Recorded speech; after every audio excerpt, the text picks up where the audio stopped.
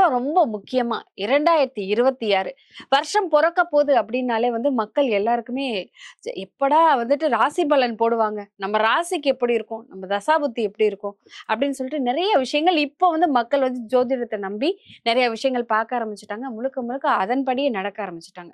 அதனால 12 ராசிக்காரர்களுக்கும் எப்படி இருக்கும் அப்படிங்கிறத பார்த்துடலாம். முதலாவதாக மேச ராசிக்காரர்களுக்கு 2026 எப்படி இருக்கும்? கண்டிப்பா மேடம்.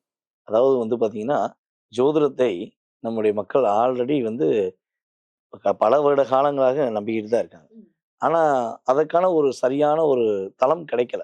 இப்ப பார்த்தீங்கன்னா, நம்முடைய யூடியூப் சேனல்லாம் வந்த பிறகு ஜோதிடத்துடைய ஆர்வம் மக்களுக்கு எவ்வளவு இருக்குங்கிறத நம்ம யூடியூப் சேனல்காரங்களுடைய செயல்பாடுகள் மூலமாக வெளிய வருது. மனசுல உள்ள விஷயம் வெளிப்படையாக வரக்கூடிய வாய்ப்புகள் ஆல்ரெடி இப்ப தான் வருது.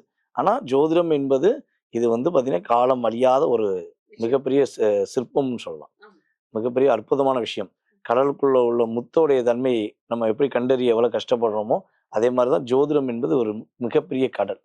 அந்த கடலை முழுமையாக அறிந்து கொண்டவர்கள்னு சொல்லி யாருமே சொல்ல முடியாது.